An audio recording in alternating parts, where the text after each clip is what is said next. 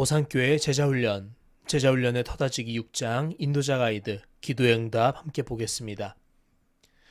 먼저 대표자님께서 시작을 알리는 기도를 해주신 후에 이 세 가지 찬양 중에 한 가지를 택하여서 찬양을 하시면 됩니다.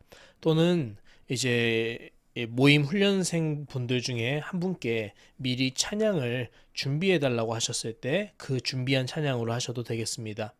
다음으로는 합심 기도인데요.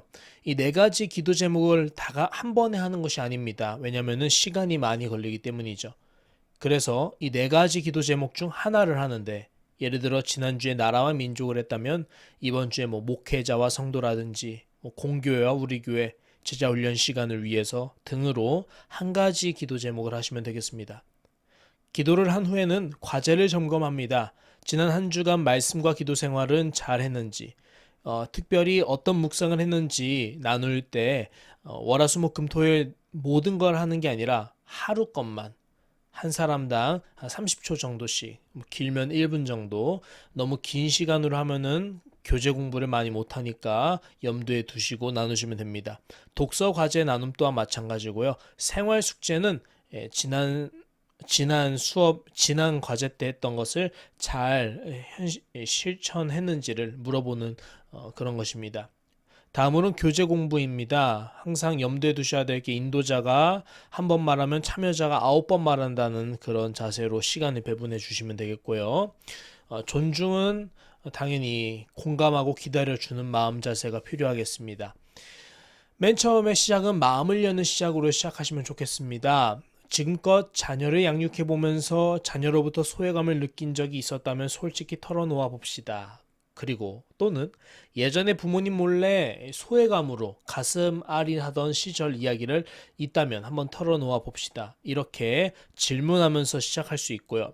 또는 이것이 우리 모임에는 적합한 질문이 아닌 것 같다 하면은 이 질문 대신 다른 어떤 마음을 여는 시작을 위해서 준비한 이야기를 나누시던가, 또는 안 하셔도 무방합니다.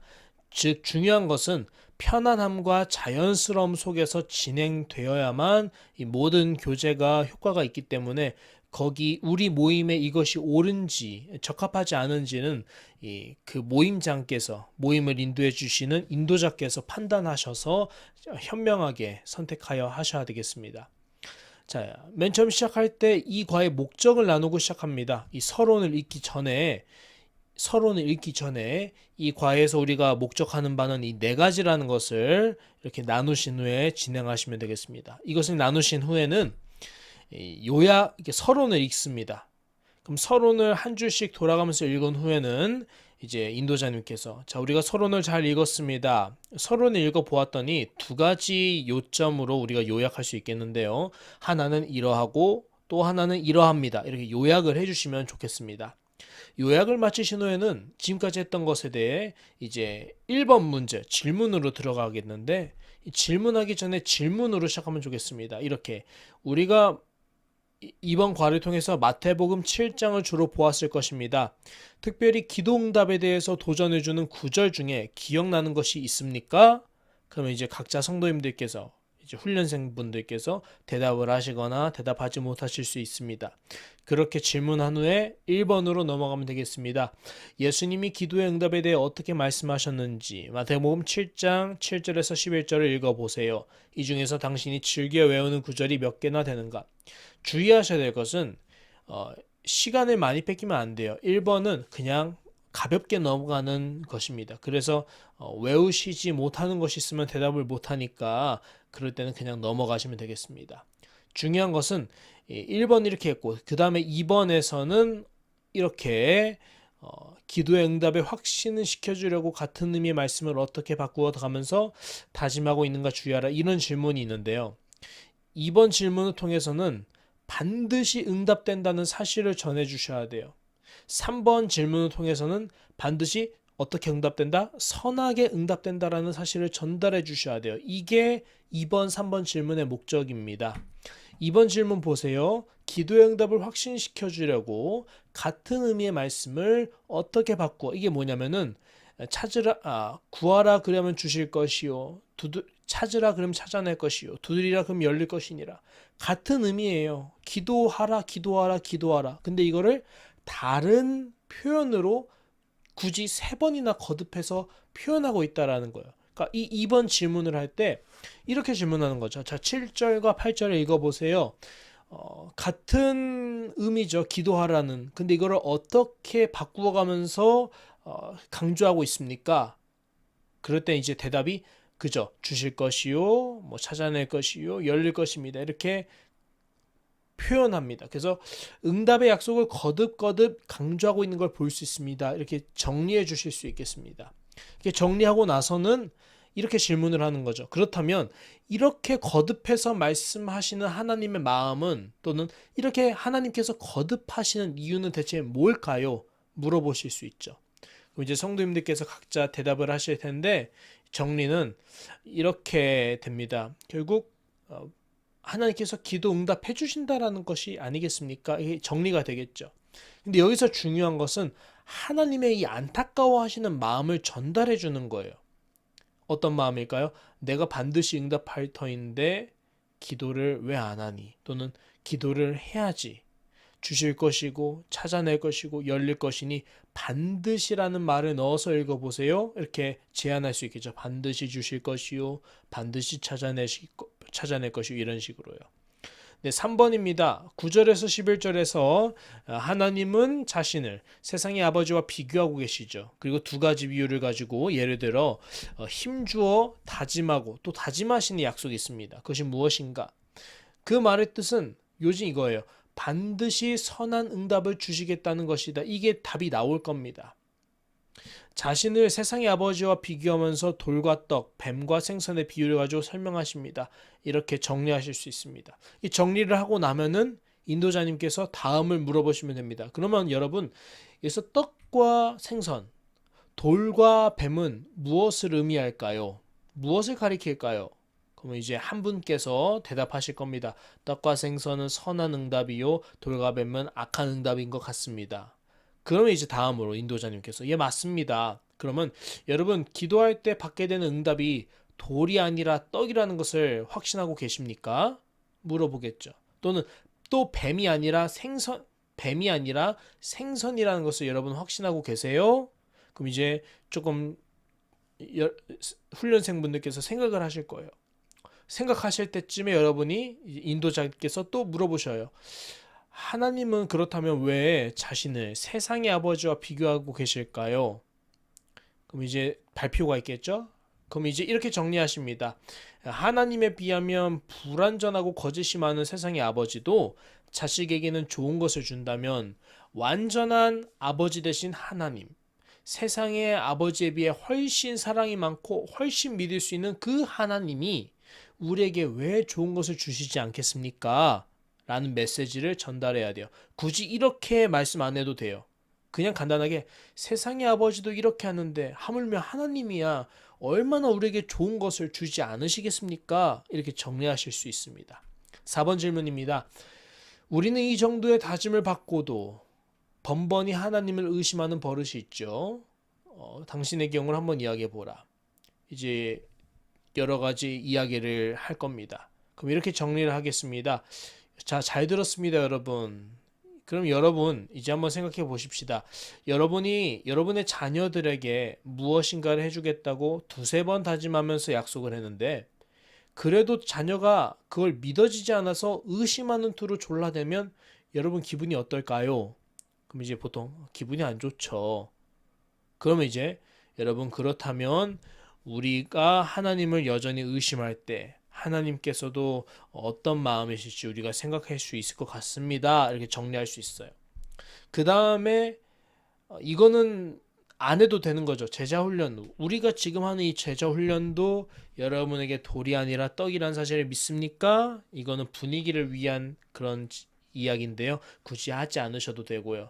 또는 그 제자훈련의 분위기를 좀 더 강조하기 위해서 사용하셔도 좋은 질문이라 보겠습니다. 자, 5번 질문 보겠습니다.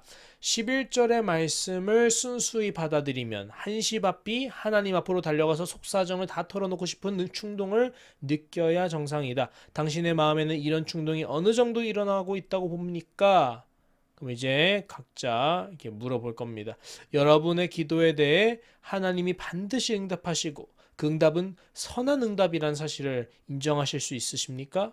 만일 인정할 수 있다면 당장이라도 기도하고 싶지 않겠습니까? 이렇게 질문으로 이렇게 맺어 주실 수도 있고, 또는 여러분께서 분위기에 따라 그렇다면 당장이라도 기도하고 싶을 것 같습니다. 이렇게 정리하셔도 되겠습니다. 6번입니다. 다음에 성구들을 검토하면서 응답을 방해할 수 있는 것들 무엇인가를 알아봅시다. 자, 이사야 1장 15절 펴서 누가 읽어주겠죠? 핸드폰으로 펴도 되겠습니다. 자, 여기서 손의 피는 다른 사람들을 해하는 죄를 가리킵니다 라고 정리해 주셔야 돼요. 손의 피를 해석하기 어려우니까요. 이렇게 정리해 주시면은, 읽고 나서 정리해 주시면은 이제 이 질문으로 들어갑니다. 왜 죄를 지으면 하나님이 기도를 안 들어주실까요? 그러면서 이제 각자 누군가가 이제 생각을 발표하겠죠. 그럼 그 생각을 발표한 후에는, 자, 그렇다면 다른 사람에게 해를 입히면서 하나님께서는 나를 도와주세요라고 말하면 하나님이 과연 우리 기도를 들으실까요? 이렇게 질문을 해주시면서 이게 도전적인 질문이 되겠습니다. 자, 팁입니다. 본문의 의미를 주석하는 것도 좋습니다. 손의 피가 왜 다른 사람을 해하는 것인지. 그러나 그것이 중요한 것이 아니라, 중요한 것은 그건 명백히 죄입니다. 조금 더 깊이 들어가면 사람들에게 저지른 죄입니다. 이렇게만 해도 해석은 충분하니 손의 피에 너무 얽매이실 필요 없습니다. 자, 7번, 그 다음 성구 보겠습니다. 마태복음 6장 14절에서 15절이죠. 이것의 요지가 뭘까요? 형제를 이거는 물어볼 필요가 없습니다. 다 물어보면은 시간이 많이 걸리니까 그냥 인도자님께서, 자, 이 말씀의 요지가 뭘까요? 제 생각에는 형제를 용서치 못하는 것 같은데요. 맞죠? 하고 바로 이렇게 물어보면 되죠. 여기서 형제는 그러면 누굴까요? 우리가 용서해줘야 될 형제는 누가 있을까요? 이렇게 물어보시는 것은 필요합니다. 각자 여러 가지 얘기를 하겠지만 이제 마지막으로 정리가 될 겁니다. 알아서 육신의 가족뿐만 아니라 우리가 만나는 영적인 가족들도 말할 겁니다. 교회 사람들, 내가 만나는 이웃들, 세상에 하나님의 모든 형상을 가진 사람들. 다음 성구 야고보서죠.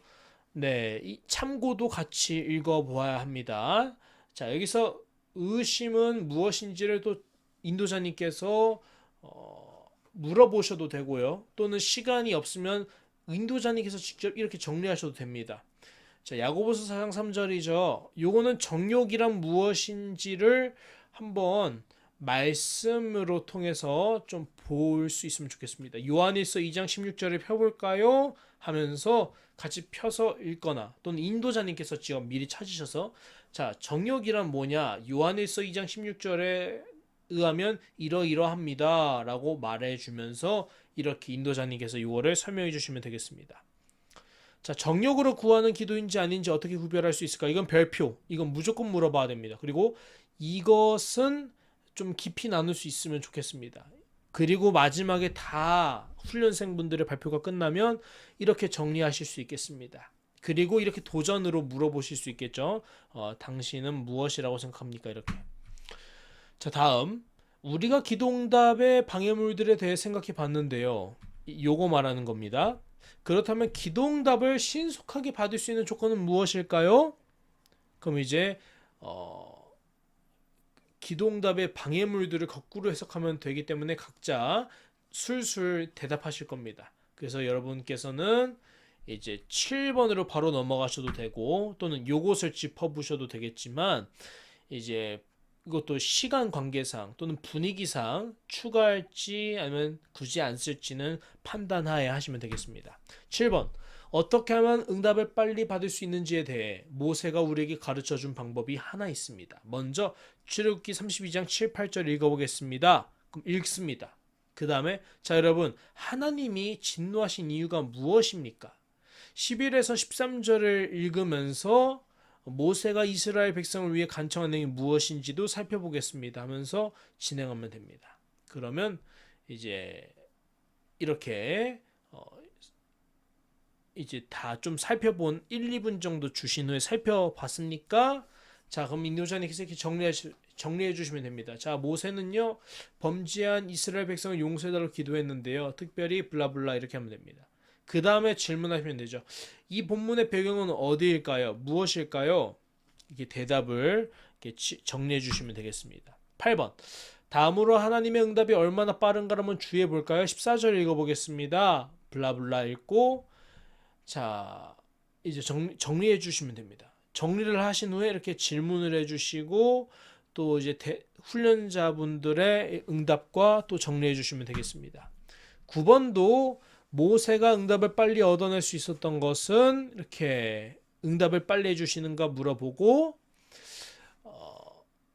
이제 각자 생각을 들어본 후에 정리해 주시면 됩니다. 정리하신 후에 이 질문을 물어보시면 됩니다. 이것 또한 질문을 해주시면 각자 여러 가지로 대답하실 겁니다. 마지막에 정리해 주시면 되겠습니다. 10번. 당신은 응답을 얻기 위해 하나님의 약속을 얼마나 자주 들고 나가는가? 이게 뭐냐면은 얼마나 말씀을 자주 새기는가 마음에 이걸 묻는 거예요. 이게 왜 중요한지는 그걸 읽어보면 되겠는데요. 그 실제 응답은 어떠했는지 예를 하나 들어보라 하면서 이때 주의할 거. 이 질문을 한 후에 각자 성도님들께 훈련생분들께 이런 의도를 물어보는 거예요. 각자 당신들이 기도할 때 의지하는 말씀이 혹시 있는지 있다면 어떤 말씀인지 한번 나눠볼 수 있을까요? 이게 이 10번의 요지인 거예요. 그럼 이제 각자 나눌 겁니다. 저는 이 말씀을 많이 이렇게 새기면서 기도해요. 전 기도할 때 이 말씀이 많이 생각나요. 그럼 다 좋습니다. 그럼 이렇게 다 훈련생분들이 대답한 후에는 이렇게 질문해야 됩니다. 자, 그럼 우리가 이렇게 여러분이 말씀하신 그런 약속의 말씀, 하나님의 말씀을 붙잡고 기도하기 위해서 우리에게 뭐가 필요할까요? 그러면 각자 나름 생각한 거를 대답하겠죠? 그럼 이렇게 첫째, 둘째로 요약해서 정리해 주시면 되겠습니다.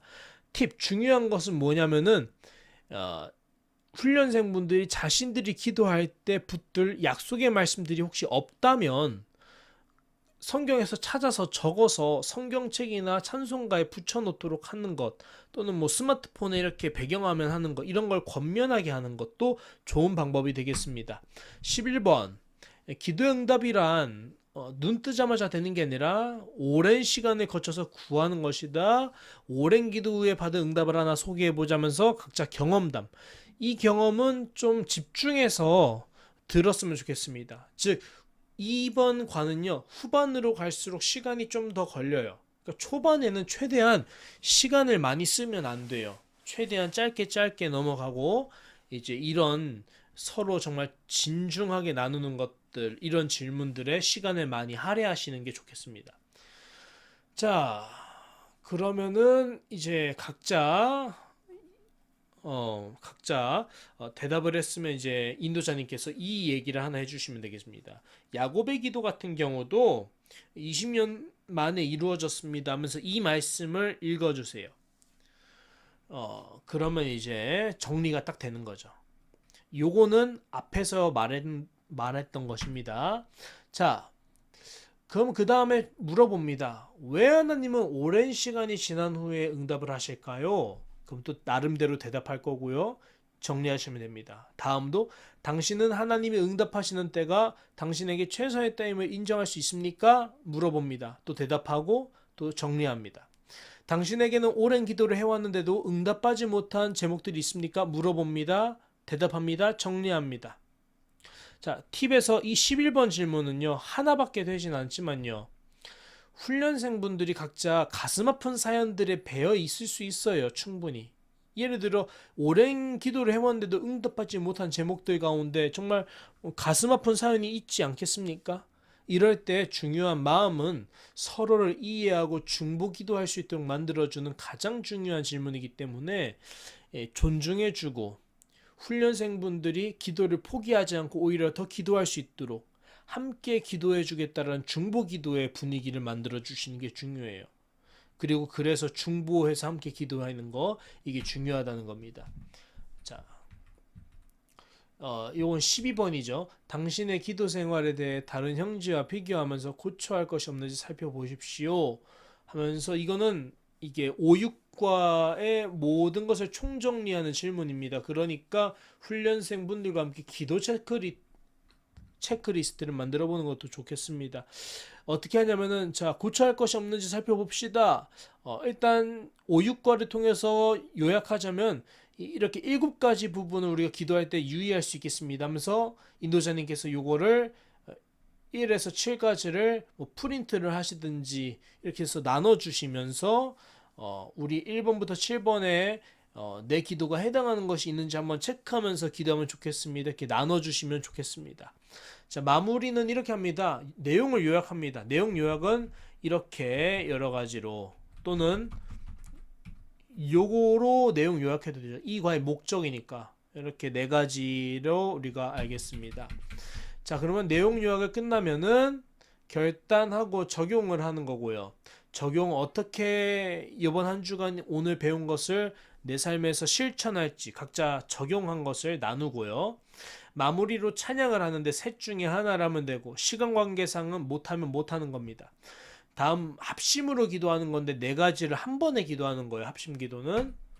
자, 마지막으로 과제를 내는데요. 과제는 3가지. 생활 숙제를 내고 성구 암송 이 말씀을 암송해 옵시다 내고 이 말씀을 묵상해 옵시다. 이렇게 나눠 주시면 되겠습니다. 네, 고생하셨습니다.